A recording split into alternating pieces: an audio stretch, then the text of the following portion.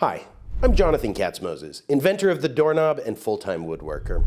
And when you're sitting on all that doorknob money, you need a safe place to hide it. Recently, I'm embarrassed to say, I bought a pair of nightstands off of Amazon for very cheap and spent 4 hours putting them together like an idiot.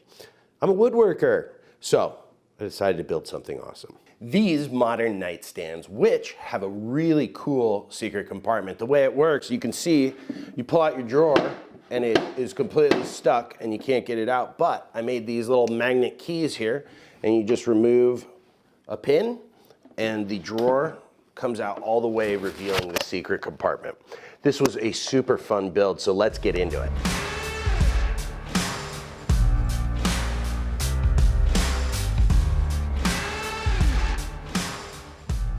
So now that we have our design done, and boy do I really love designing things in Fusion. I highly recommend you spend some energy learning that program because you get to do stuff like this, where you do mock-ups with templates and all of that. And there's a lot of great ways to make templates. I cut these out on the laser. In fact, in addition to the plans that are on my website, I will also, for the first time ever, be selling templates. I'm gonna give that a try. I can't promise I'll do it forever. We'll see kind of what the response is, but I'll be selling the templates that have the full leg piece, the individual leg and top piece, as well as the stretchers in the middle here. So if you want, those will be on my website. I've printed out the dimensions of my piece, and what we need to do now is start making our rough forms so that we can get everything ready to be template routed. If you've never made templates before, there's a great video by my buddy Sean over at Simple Cove. That is linked in the description, as well as right here in the corner. You can go check him out. Making templates is way easy, and Sean breaks it down for both CNC and doing it by hand, and it's great. So we're going to get into putting our forms together, and so what we're going to do is we're going to take the maple case and we're going to glue up one entire board so that way it grain wraps around the whole case. I'm sorry, we're going to glue up two boards because we're doing two nightstands, and then we're going to start rough cutting our leg pieces out, and then we'll create a table saw sled for getting the angle on the inside here, and we'll glue those up. And then once we get our rough form, we'll take this whole template here and route everything out. I found some amazing bird's eye maple and lacewood we're going to use for this project. This is kind of just one of those things where I want to make something cool and wild and modern, and I think these two woods together are going to look great. Let's get into our glue ups and milling some lumber up to rough size, and then we'll get into some template routing.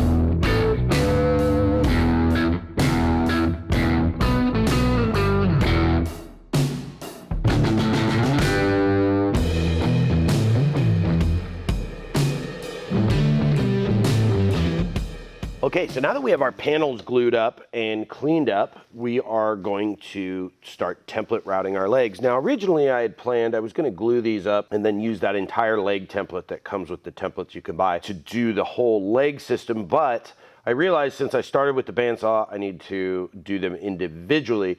If you were going to do them without the bandsaw, you would keep one edge flat and do them. You would create a table saw sled that had the right angle and a stop on it. Sean Boyd does a lot of those. I'll link one of his videos below on how to do that. So what we're going to do is some template routing.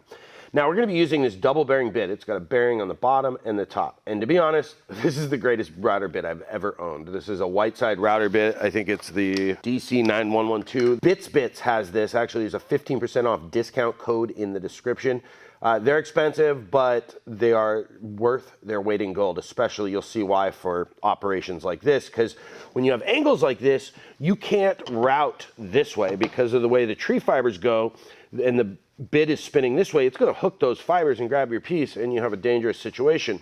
So you need to flip the direction that you're routing. So you would need to route this way for this side, and then for the leg, you would need to flip it over, which means your template's going to be on the bottom, and that's where the bottom and top bearing come in super handy. And you can actually take the top bearing off in case you're doing one where it's taller than the bit and you need to do it in steps. So to do this safely is very important. Router bits are no joke, and this is not going to work for you. Look how close my knuckles have to come to the blade when my template's on the bottom.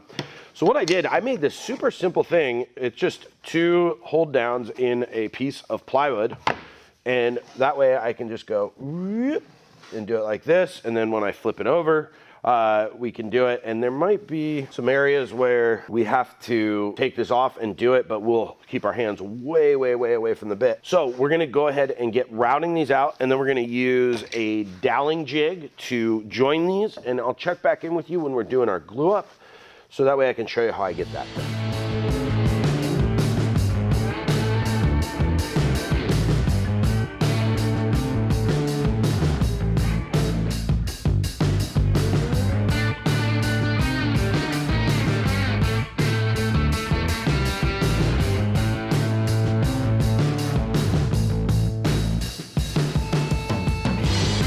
Okay, so now we're gonna do our glue up, and the glue ups like this are a pain in the ass. So we're gonna use a little trick I learned from David Picciuto back in the day that is going to use human-powered clamping, a little super glue along with our wood glue. What we're gonna do is glue everything up normally with our wood glue. I'm actually gonna press them together, get some of the squeeze out of there. And then I'm gonna add a few dabs of super glue and a little bit of 2P10 activator, and I'm just gonna hold them together for 30 seconds because the dowels are such a tight fit. The alignment's gonna be great. That's gonna allow us, I like to press it on the table so I have a nice flat surface so my piece comes out flat. And then it should be good to go. I did this one just like that about 20 minutes ago, and it's solid as a rock. And then once the wood glue dries, it's permanent. So just be careful handling it for the next hour.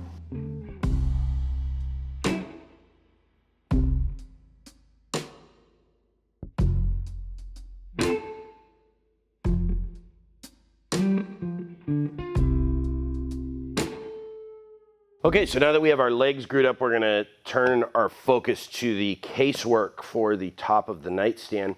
I've got my panels, they're all glued up. I ran them through the planer a couple times, so they're pretty cleaned up, need some work a little bit. But little pro tip, if you do a panel glue up and you go home for the night after you flatten them, clamp them to something flat because the moisture change at night can cause them to taco, and then you come back to work and you're so upset.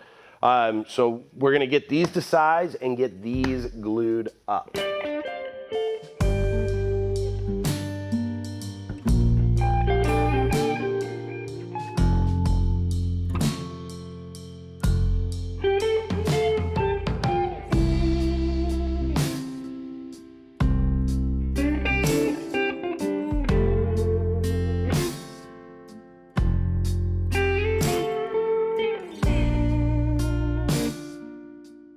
So now that we have our pieces cut out, it's time to start getting our cases together, and that's gonna involve a little bit of prep work because you're not gonna be able to obviously get in here again, and so there's some things you really wanna do to make sure that your case comes out great and glues up well. So first thing we're gonna do is cut up our rods. I went with 1/4-inch stainless steel rods, and I put this one together. This isn't glued up yet, but I put it together so you can see where we're trying to get as I'm explaining this, and that way it makes sense, the things I'm doing. So one thing I did I think is gonna be really helpful is I cut some blocks that are the exact same size as the inside, so when we go to glue it up, everything is square. I'm going to do the tape trick. So I'm gonna lay this out using a straight edge, tape it, and fold it together. And I'm gonna use biscuits to join this together, which just helps with alignment, but you could easily just glue it up with the tape trick and these blocks, and then reinforce it later with some splines, which I think would also look really cool, but I'm looking to kind of keep this continuous grain wrap going. Then we're gonna drill holes for our rod, and I'm gonna cut my rod like a 1/16 too long and use a grinder to sort of get it right perfect and round the ends, and then I'm gonna polish it up with a polishing wheel. And then when we go to glue this up, we're gonna insert the rods with a little bit of Total Boat epoxy and get it together. Miters are tough to clamp, so I recommend using the tape trick. If you don't know what that is, Basically, you lay it flat, stretch blue tape across it, and when you fold it, it clamps itself together. So last thing we need to do is cut the bevels. I have a bevel that goes all the way around both faces. I did it about 30, whatever 66 minus 30 minus 90 is 34-ish degrees. And I did it where, and you'll see here in the B-roll, where it doesn't, there's still a 90-degree face, but it bevels all the way around. And then I also cut that angle here, which, when we're talking about design, is consequently the exact same angle as our legs. So it's the angle that has been sort of a common factor throughout this project. So let's go ahead and get this other one ready to go, and then we'll do our glue up.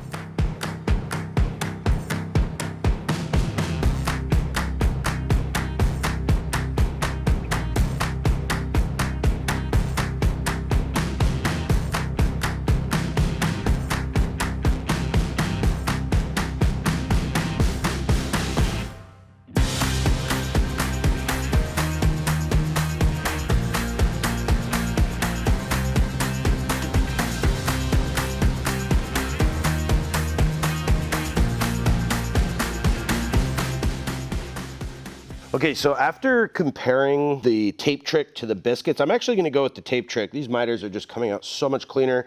I won't need to clamp it, and I've got these blocks that are gonna keep everything square. So I'm gonna go this way because it just looks like it's gonna turn out so much cleaner. And then what I'll do is use splines to reinforce these after it's all dry. So let's mix up some Total Boat and get our wood glue ready and put these bad boys together.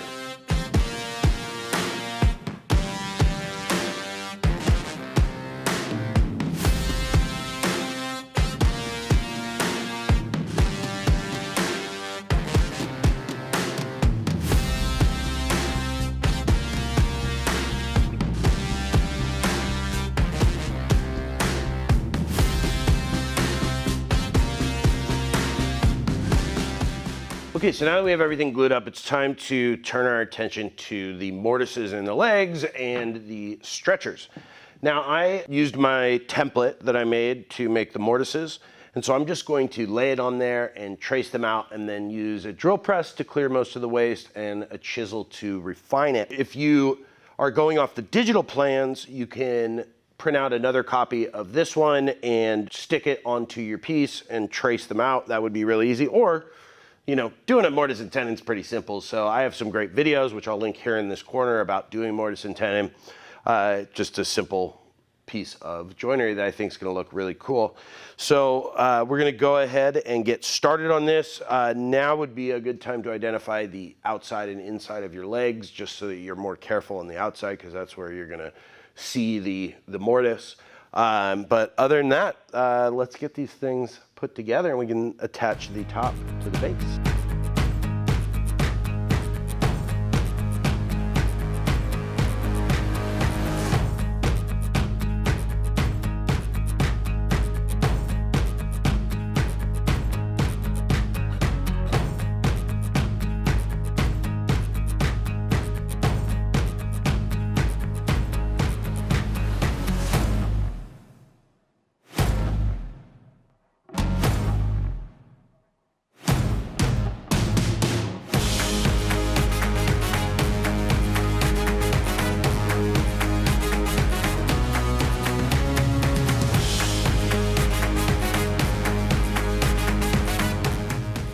Okay, so we have our stretchers all done, our mortise and tenons fit together, and everything is looking great. We're gonna clean these up just a little bit. I'm gonna put an 1/8 inch round over on everything before I glue it up.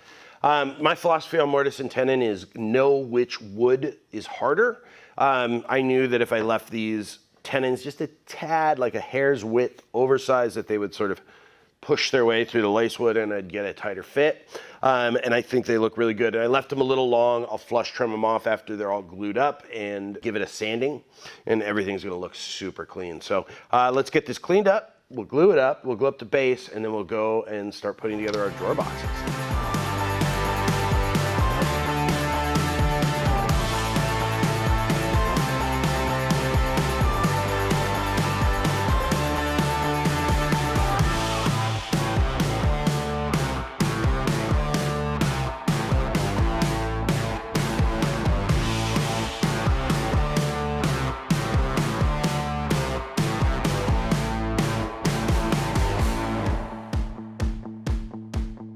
Okay, so we've got our legs all done, we've got our casework all done, and it's time to turn our attention to the drawer.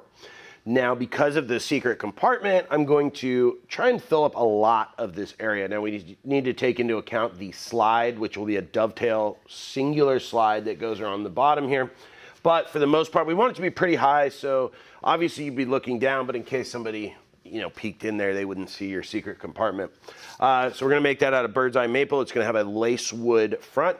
Basic drawer construction, we're gonna use rabbets to put it together. I was gonna do dovetails, but I really think that if we do dovetails into the lace wood, it might take away from some of the really clean lines of this project. I don't know. Dovetails could look really good too, but we're gonna do rabbets. And then for the bottom of the drawer, I'll use 1/8 inch thick Baltic birch plywood. So let's get started. I'm gonna mill up the lumber. I won't take you through another milling sequence, but then we'll start cutting it to size on the table saw.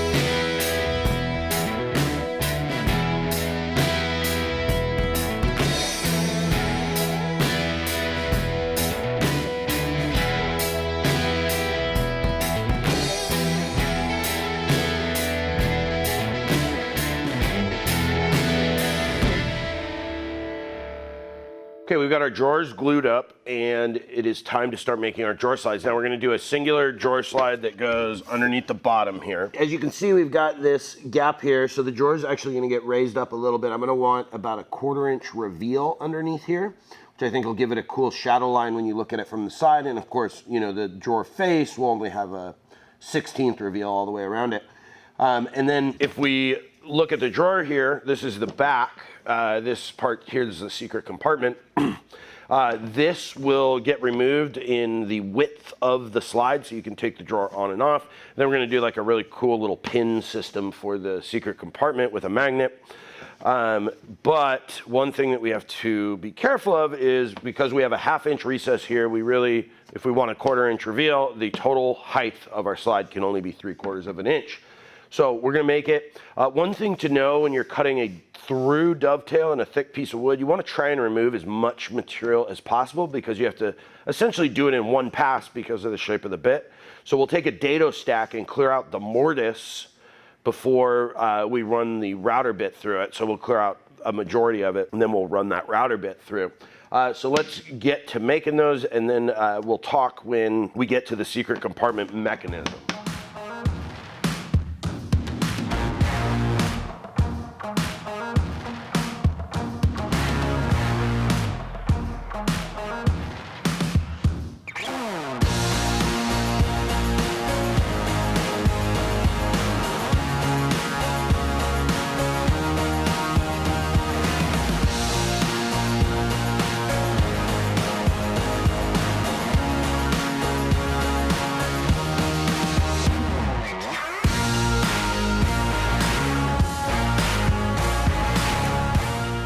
Okay, so now we need to put our drawer slide in and come up with our secret compartment hiding mechanism. So what we're gonna do, we're gonna remove this area here on the drawer and flush it up with the bottom of the drawer so that our drawer slide sits flush. Now we have about a 1/4 inch reveal here. I'm gonna put that in obviously and see if I like it. If not, I left lots of room where I can thin this out here to make that reveal smaller on the bottom. So this is the way our drawer mechanism is going to work. I'll take apart our two pieces here. So what we're gonna do is mill a slot down the middle of both the tail and the pins. And it's gonna stop before the end. And I'm not gonna do that quite yet until I get this cut out so that I can measure exactly where I want the drawer to stop. We're then gonna create this little plug out of maple so that it totally blends in, and put a magnetic steel post in it. And that will slide in this slot, and it'll stop wherever the slot ends on the tailpiece. So wherever it ends, that's where it'll stop, and the drawer won't be able to come out. And then using a magnet, you'll be able to pull that plug out and remove the drawer. Let's get started on that. It's gonna take some trial and error to get that, so we're just gonna go slow with that slot and work our way to it and figure out where we want our drawer to stop. So we'll start by cutting out this so that we can mock it up, and then we'll just go slow and find a place that works.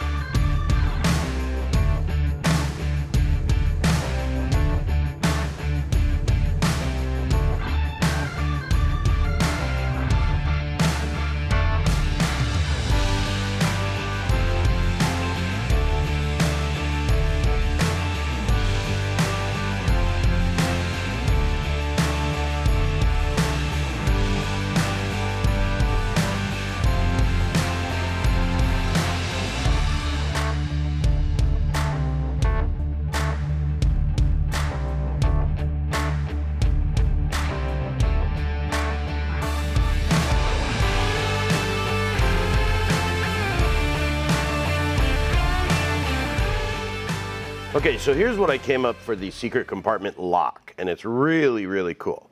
So what I did was I took the tail dovetail and I routed a groove in it. And this is our plug. It's a old Allen key that is magnetic, is stuck into a plug that I just flush trimmed, and it stops the drawer right here. So the way it works is your plug is in, just like here. You can line up the grain if you really want it to be hidden there. And as you open your drawer, you can see it stops and it can't go any further. And then with a magnet, and I'm gonna take one of these magnets and embed it in like a piece of wood or something. And all you have to do is you take your magnet and your plug comes out, and then your drawer will freely slide out. So the order of operations on this was put everything in like you're gonna have it. I measured to exactly where I wanted my plug to be, and I drilled a teeny hole. And that teeny hole is your locating hole for every single step. Then I routed a groove in the bottom tail, which you saw. That was really scary. I don't think I'm gonna do that again. And then I cut a 1/2-inch hole that went down to the mortise. And that way I knew exactly where my plug would stop based on my measurements. I went an 1/8 inch in with my pin because I knew it would be a 1/4 inch plug because I just drilled the depth of my plywood. And then I drilled a 1/4 inch hole through the middle, which would accept the plug just like that. And then I burnished it. I sanded it and kept checking it. I went slow, checked it, and then I burnished it. Now it's nice and smooth, really works really well. You can just pull it in and out. The only thing I'm gonna do before I attach this is just make this groove just a little bit longer, just because the drawer is not coming out quite as far as I would like. I was really conservative about it because I wanted to make sure that I didn't go too far. So I'm gonna go ahead and start putting these in. I'm just gonna glue this down, and potentially, just depending on how strong I feel the glue is, I may put a countersunk screw at each end. And then the same thing with the mortise. I will probably glue it and then maybe stick a countersunk screw like into the maple here, where the back of the drawer is, where it's gonna get the most pressure. But other than that, I think wood glue is gonna be just fine. So I'm gonna go ahead and put these in. There's not really much to show on camera because it's so dark in the case, so I'm basically just gonna glue, possibly stick one screw. I'll report back, and then we'll check back in for putting in the drawer faces.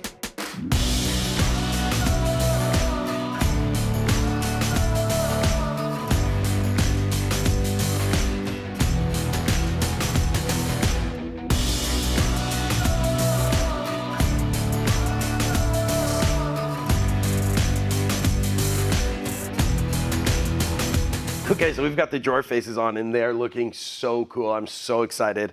All that's left to do is sand, and then, I put some neodymium magnets in here. I have some 9mm by 3mm, same ones I use for my jigs.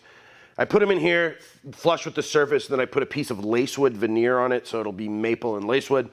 So I'm gonna just chop these up and kind of shape them some random way on the sander or something, just something fun that looks cool and feels nice in the hand. We're gonna use my favorite finish, which is shellac. And I do this shellac that I get in the bag. Do you know shellac was dried bug saliva? I didn't know that till recently. It's so cool. It's just bugs, which is why it's such an old finish. But you mix it with denatured alcohol, creates a beautiful finish. It's what they use in like a French polish. So that's what we're gonna do on this. It's great because you just wipe it on, it dries in like 5 minutes. Mike Pekovich has a really cool video on it. I'll link it down below. So let's get this thing wrapped up. I can't wait to show you when it's all done. So let's get moving.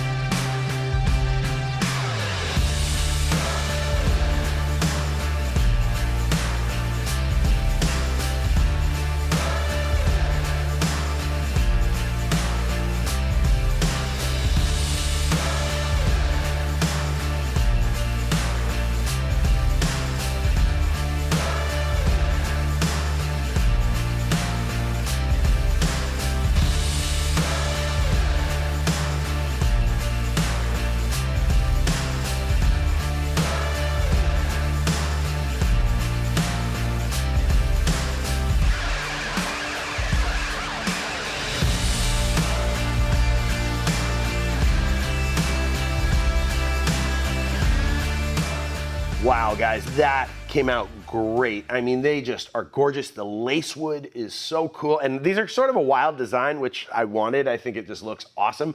The bird's eye maple is just incredible. It's got so much bird's eye in it. It just really is beautiful. The plans and templates, I have both. You could buy just the plans or the plans with the templates. They're cut on the laser. Awesome, really helps out. Those are available on my website, which will be linked below.